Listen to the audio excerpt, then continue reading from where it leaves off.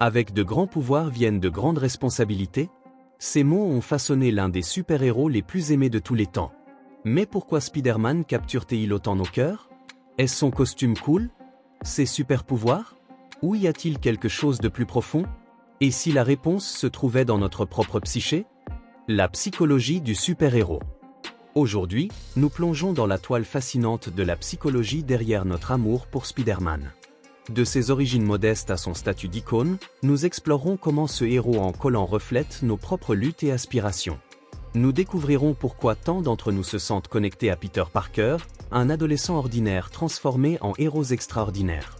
Préparez-vous à explorer le concept d'identification et comment il joue un rôle crucial dans notre attachement aux super-héros, en particulier à notre sympathique voisin Spider-Man. L'identification, en psychologie, est le processus par lequel nous nous reconnaissons dans un autre individu ou un personnage. Ce concept, introduit par Sigmund Freud au début du XXe siècle, explique comment nous adoptons inconsciemment les traits, attitudes ou comportements de quelqu'un que nous admirons ou à qui nous voulons ressembler. Mais l'identification va au-delà de la simple imitation. C'est un mécanisme psychologique profond qui nous aide à comprendre le monde et à développer notre propre identité. Dans le contexte des super-héros, l'identification nous permet de nous projeter dans leurs aventures, de vivre leurs triomphes et de ressentir leurs défis comme s'ils étaient les nôtres. Imaginez-vous balançant entre les gratte-ciel de New York, combattant le crime et sauvant des vies. C'est ce que l'identification nous permet de faire, tout en restant confortablement assis dans notre canapé. Examinons maintenant comment Spider-Man incarne parfaitement ce concept d'identification à travers 3 aspects clés de son personnage. Peter Parker, l'adolescent ordinaire. Spider-Man commence comme Peter Parker, un lycéen ordinaire avec des problèmes ordinaires. Cette base réaliste nous permet de nous identifier facilement à lui. Qui n'a pas connu les défis de l'adolescence? Les problèmes d'argent, les peines de cœur, les difficultés à s'intégrer. Peter Parker les vit tous, super-pouvoir ou non. C'est cette humanité qui rend Spider-Man si attachant. Il n'est pas né avec ses pouvoirs comme Superman, il n'est pas milliardaire comme Batman. Il est, comme nous. Le pouvoir et la responsabilité. La célèbre phrase « Un grand pouvoir implique de grandes responsabilités » résonne en nous tous. Qui n'a pas ressenti le poids des attentes et des responsabilités grandissantes? Cette lutte entre ce que nous voulons faire et ce que nous devrions faire est au cœur de l'expérience humaine. Spider-Man incarne ce dilemme de manière spectaculaire. Nous voyons Peter lutter pour concilier sa vie personnelle, ses études, son travail et ses responsabilités de super-héros. Cette jonglerie constante reflète nos propres défis quotidiens pour équilibrer nos différentes responsabilités. Les luttes intérieures. Spider-Man combat non seulement des super-vilains, mais aussi ses propres doutes et peurs. Cette dualité le rend profondément humain et relatable. Nous le voyons douter de lui-même, faire des erreurs, et parfois même vouloir abandonner. Mais c'est sa persévérance face à ces défis qui le rend héroïque.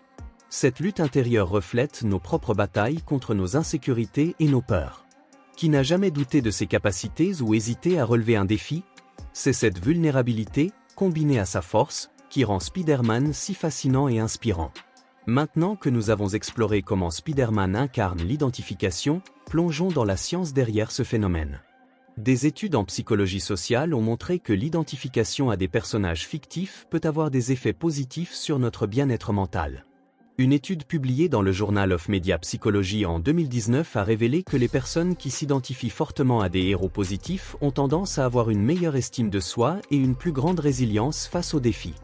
Dans le cas de Spider-Man, son parcours d'apprentissage et de croissance reflète nos propres expériences de développement personnel, renforçant ainsi notre connexion émotionnelle avec le personnage. De plus, les neurosciences nous apprennent que lorsque nous nous identifions à un personnage, notre cerveau active les mêmes régions que lorsque nous pensons à nous-mêmes. C'est comme si nous vivions réellement les expériences de Spider-Man, ce qui explique pourquoi nous ressentons si intensément ses victoires et ses défaites. Comment pouvons-nous appliquer les leçons de Spider-Man dans notre vie quotidienne? Embrassez vos singularités. Tout comme Peter Parker a appris à utiliser ses nouveaux pouvoirs, identifiez vos forces uniques et utilisez-les à bon escient. Peut-être êtes-vous particulièrement empathique, créatif ou analytique. Ces super-pouvoirs peuvent faire une réelle différence dans votre vie et celle des autres. Assumez vos responsabilités. Même dans les petites choses, prenez la responsabilité de vos actions et de leur impact sur les autres. Cela peut être aussi simple que tenir une promesse ou admettre une erreur. Rappelez-vous, avec du pouvoir, même petit, vient de la responsabilité. Persévérez face à l'adversité. Spider-Man ne renonce jamais, même face aux pires situations. Cultivez cette résilience dans votre propre vie. Quand vous faites face à un défi, demandez-vous, que ferait Spider-Man? Exercice pour les spectateurs, réfléchissez à un moment où vous avez dû faire face à un défi important. Comment avez-vous canalisé votre Spider-Man intérieur pour le surmonter? Prenez un moment pour noter cette expérience et ce qu'elle vous a appris. Maintenant, j'aimerais que nous réfléchissions ensemble à quelques questions. Quel aspect de Spider-Man vous parle le plus personnellement? Est-ce sa lutte pour équilibrer sa vie personnelle et ses responsabilités? Son sens de l'humour face à l'adversité? Ou peut-être sa capacité à surmonter ses peurs?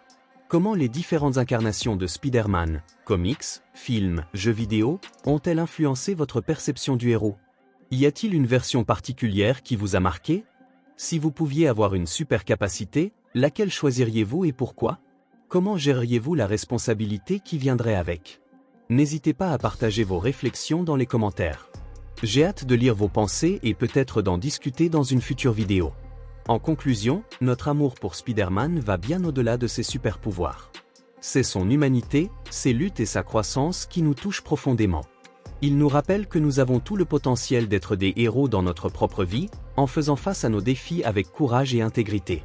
La prochaine fois que vous regarderez un film Spider-Man ou lirez une de ses bandes dessinées, réfléchissez à la façon dont son parcours reflète le vôtre. Vous pourriez être surpris de voir à quel point vous êtes proche d'être un super-héros vous-même.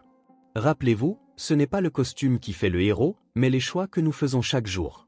Si cette vidéo vous a fait voir Spider-Man sous un nouveau jour, n'hésitez pas à laisser un like et à vous abonner pour plus de contenu sur la psychologie dans la culture pop. Partagez dans les commentaires votre moment préféré de Spider-Man et comment il vous a inspiré dans votre vie. Merci d'avoir regardé, et souvenez-vous, avec de grands pouvoirs viennent de grandes responsabilités et de grandes opportunités de croissance personnelle.